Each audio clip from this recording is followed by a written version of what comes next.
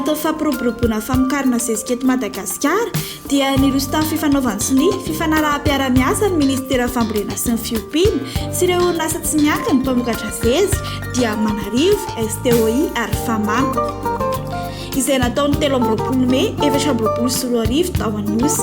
Nandritra ny fotoana dia nanamafy Andriamatoa Minisitra Ratoeadjaona Sizilay fa vonona iara isalahy sy fanolotanana trano ministera.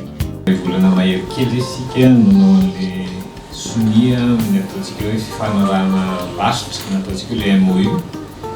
Ankehitriny zany tsika dia tonga amin'ny fanasoniavana tanteraka ny ataontsika hoe convention spécifique na ny tena hoe fifanaraha-piara-miasa afahantsika miroso amin'izy zavatra efa nikendrentsika zay. Raha tsika malala fa ny zezika dia anisany singa iray afahantsika tombony tany sokatra tongoraza teo.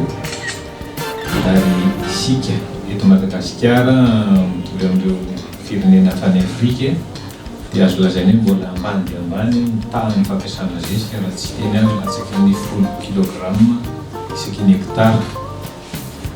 Ny zavatra mahafaly ankehitriny dia tongoraza teo raha nanao antso ho ny ministera zany fiara-miasa misehatra tsy miakina zany dia tsy nisalasala ianareo nanolo tanana. Ary tiako moa ny manamafy sy manambara eto fa raha vao nandray ity departement ity ny tenako dia anisan'ny lalan-tsaina voalohany eritreretina itolana ministera izay ataoko hoe fiara-miasa misehatra tsy miakina zay satria misehatra tsy miakina no mamokatra sy miteraka harena sy miteraka asa.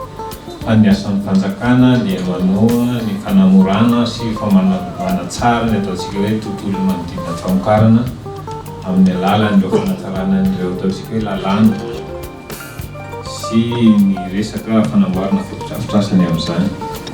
Eto dia mamerina makasitraka ary manamafy an'izany fahavonona fiara-miasa zany ary misokatra mandrakariva amin'ny hevitra sy ny fihainoana afahantsika miroso bebe kokoa amin'ny voalaza teo hoe tokony miezakatsika mampitombo tany fampiasana ny zezika isaky ny hektara.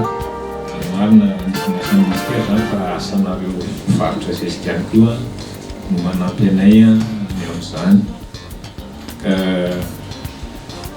efa tonga amina sehatra ray fampanjariana ho asa amin'izay zany tsika zao fa tsy mijanona amina borotsiny hoe manao sonia dia manantena zay araka ny voalaza teo fa dia hiezaka koa ianareo hanamora ny fanakekezana amin'ny fahatsara hitondràna ny zezika reny. Ary indrindrandrindra moa zany izay eto ministera amin'ny alalan'ireo teknisiana izay miara-miasa amiko dia hiara-isalahy sy fanolotanana aminareo ahafahantsika manakaiky bebe kokoa ny fahatsara. Ny tanjona moa dia ny hanamorana sy hanatsarana ny sehatra ny famokarana ary indrindra ny hanampiana ireo tantsaha eny fotony amin'ny filana ara-jezika izay hoenty mamokatra.